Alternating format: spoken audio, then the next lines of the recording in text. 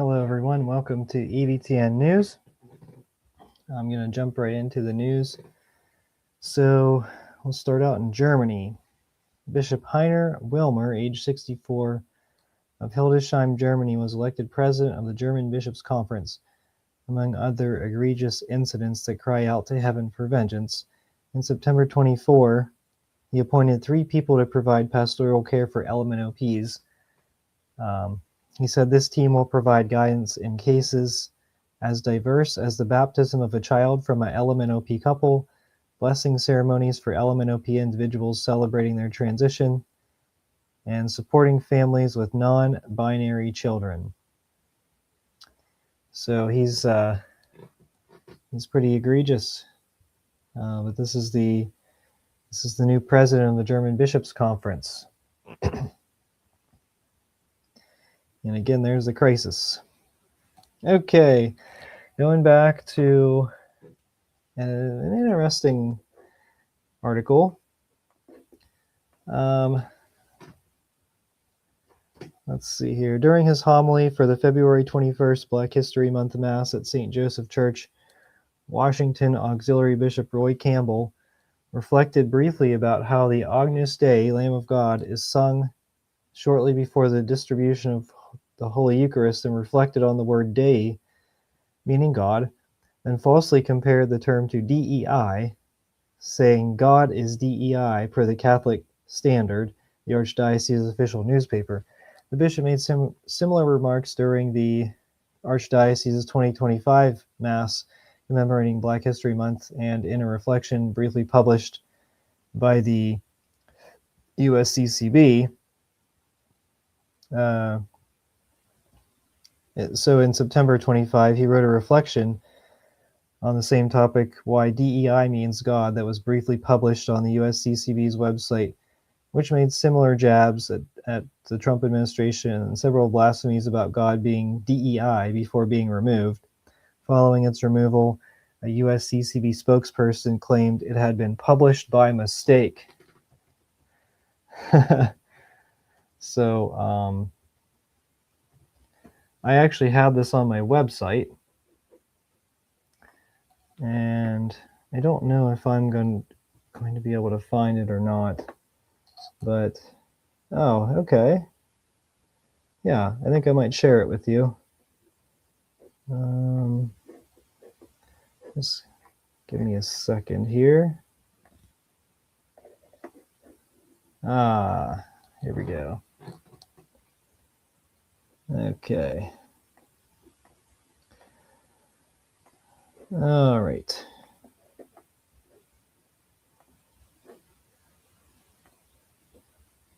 Boom, there we go. And let me just make this a little bit bigger. And yeah, so the USCCB deleted Bishop Campbell's document, and of course it talks about this administration wants to arrest diversity, equity, and inclusion from the American conscience.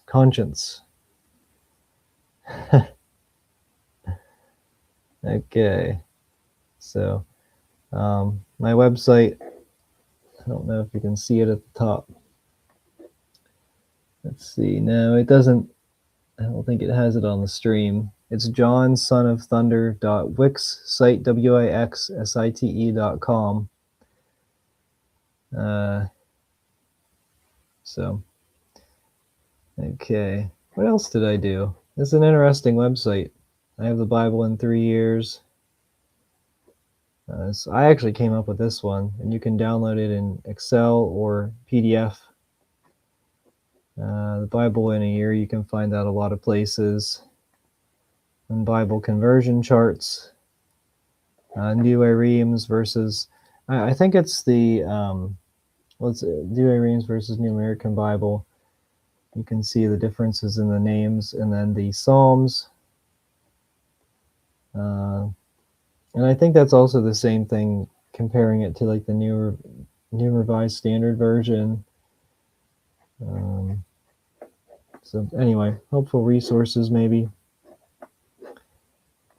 Okay.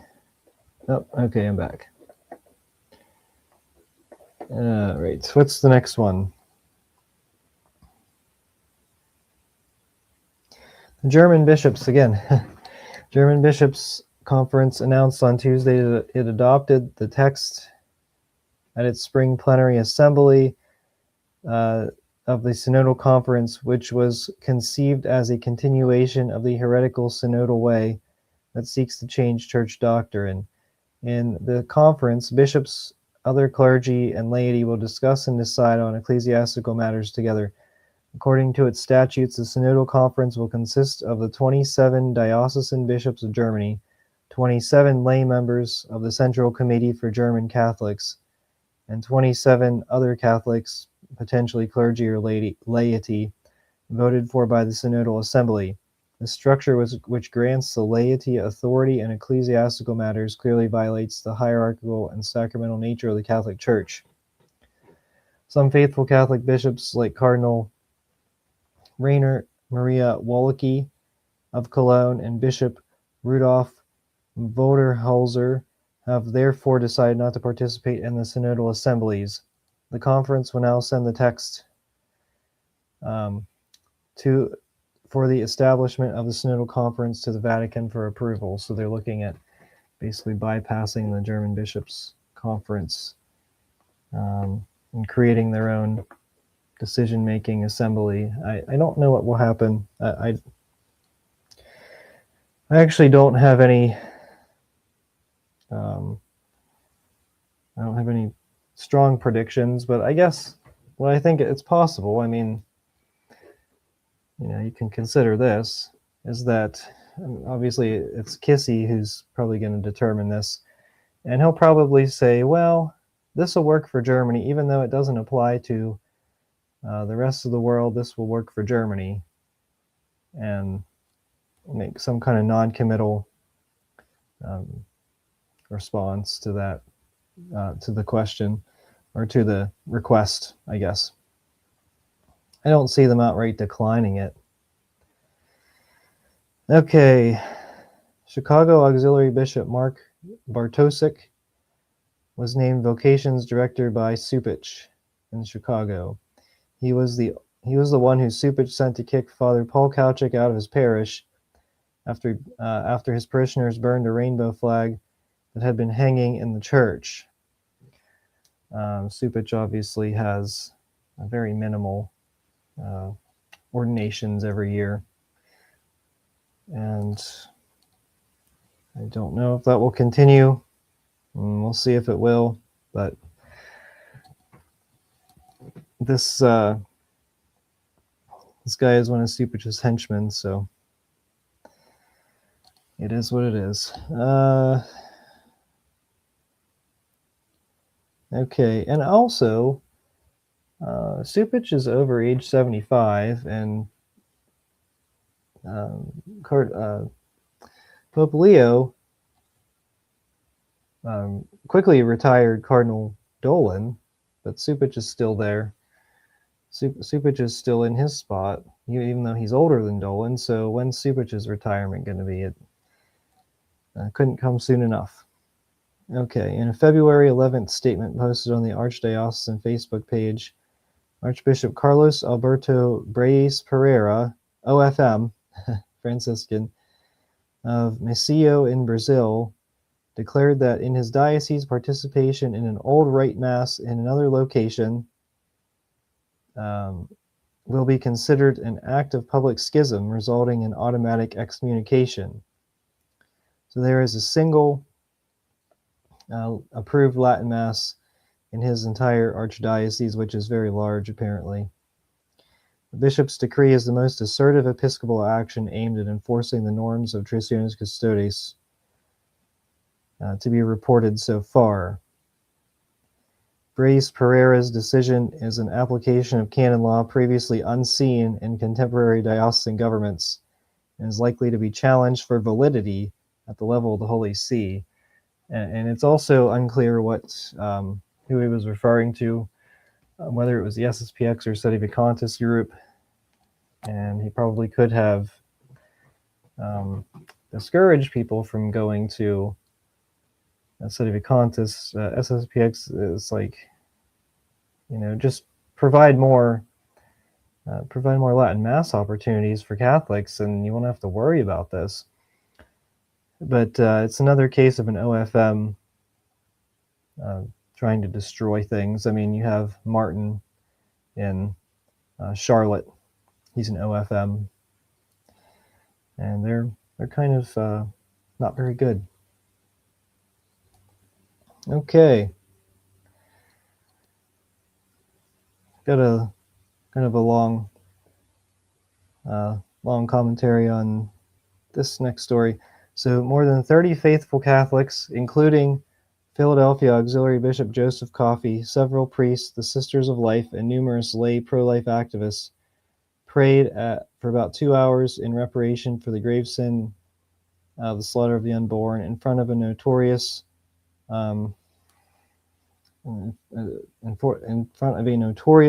center, while being constantly screamed at and harassed by leftists on Saturday, February 21st, so not this past Saturday, but the one before.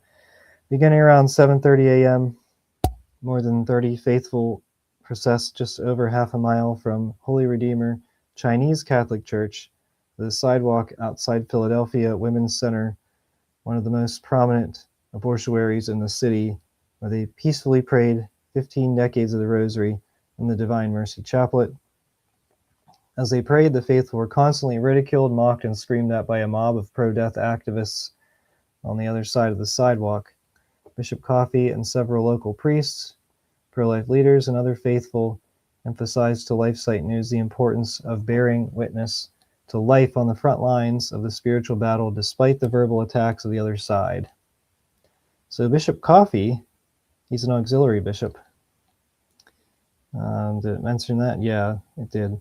Auxiliary Bishop Coffey of Philadelphia said, "We pray for the babies that are scheduled to die today in this facility. We pray as a public witness so that people across the street who are wondering what's going on here. That way, people in the neighborhood can know that there's a killing center right here. Also, I think it's important that we're here for the babies when they die. So I hope that someday maybe we can meet them in heaven and say, you were there with me when we died. For these reasons, it's important to come and pray for life." So that's, I mean, he, I guess he doesn't believe in limbo. For me, we can't say that they're in heaven, because that's not really part of the Catholic faith. Anyway, Coffey, that's okay though. Well, I don't know if it's okay, but anyway, Coffey also encouraged Catholics who might be afraid to pray in front of a death facility because of the antics of the other side, echoing Pope John Paul II's words to be not afraid, and reminded them that the hostility toward pro-life activists is not nearly as bad as in other countries such as the United Kingdom. He said, "The police are not killing us, they're not arresting us for being here, which they do in other countries like England, where that poor lady got arrested for praying silently to herself. We're not there yet, but we could be someday maybe if we don't fight for our freedoms and rights. We have the right to be on a public sidewalk praying, so I think it's important that people have the courage to come out here." So good for him. Good for him for going out and praying, leading the prayer, and in solidarity with these pro-life people, lay people, because a lot of times it's just lay people leading these things. But if you have even any clergy, it's really solid. But I mean, a bishop, that's impressive, honestly. And this is a hostile. This was kind of like a hostile one, apparently. And the bishop was undeterred, which is really good. Probably won't get a promotion for it, but these are the ones who should be getting promoted, especially when they're, protesting the killing of the unborn. So good for him. Even though I question some of the language that he used there in terms of the babies going to heaven, like, I don't know that we ever believe that. Otherwise, baptism is unnecessary. So, but again, I feel like him just going out there, it's more than what you would see, 99% of bishops doing. So, very good. I can only think of a handful of bishops who would do something like this. All right, well, that's all I have for EVTN News. So until next time, thank you so much for watching. We are the laity. We will not be silent.